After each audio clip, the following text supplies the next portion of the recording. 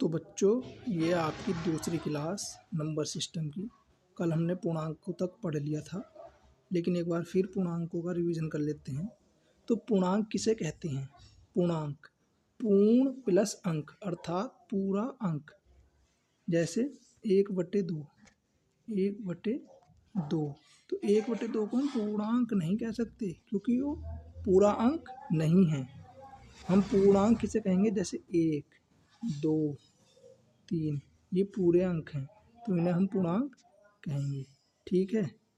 फिर पूर्णांकों के भेद होते हैं दो, एक धनात्मक पूर्णांक और एक ऋणात्मक पूर्णांक। तो धनात्मक पूर्णांकों की परिभाषा क्या है? कि जिनके आगे हम प्लस का चिन्ह लगा देते हैं, जैसे +1, +2, +3। तो ये होते हैं तुम्हारे धनात्मक पूर्णांक। और ऋणात्मक पूर्णांक कौन से होते हैं? ऋणात्मक पूर्णांक होते हैं जैसे -1, -2, -3। तो इन्हें ऋणात्मक पूर्णांक कहते हैं। अर्थात इतनी छोटी सी परिभाषा है। पूर्णांकों का अर्थ होता है पूरा अंक, और धनात्मक पूर्णांक जिसमें प्लस का निशान लगा देते हैं, ठीक है, और ऋणात्मक पूर्णांक जिसमें माइनस का निशान लगा देते हैं। माइनस का निशान मतलब माइनस का चिन्ह लगा देते हैं, तो वे ऋणात्मक पूर्णांक हो जाते हैं। दूसरा, जीरो।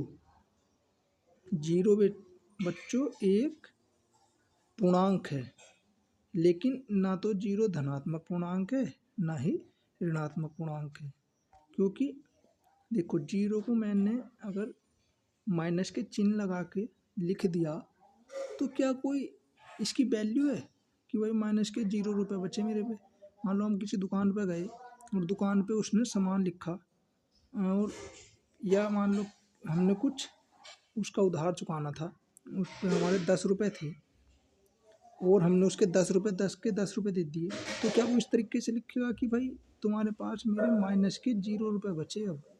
अरे वो चाहे प्लस के चिन्ह लगा कर लिख दो 0 रुपये, चाहे माइनस के चिन्ह लगा कर लिख दो, बचे तो 0 ही ना। तो इसलिए हम 0 के सामने कोई चिन्ह नहीं लगाते, लेकिन 0 फिर भी एक हमारा पूर्णांक है। ठीक है बच्चों, तो पूर्णांकों की परिभाषा और पूर्णांक के बारे में जानकारी मिल गई पूरी। दूसरा आता है सम संख्या। सम संख्या किसे कहते हैं? जैसे सम संख्या की परिभाषा दी गई है कि भाई जो संख्या 2 से कट जाती है वह सम संख्या कहलाती है। जैसे 4 है, 4 2 से कट गया 2 बार, तो 4 कैसी संख्या हुई? सम संख्या।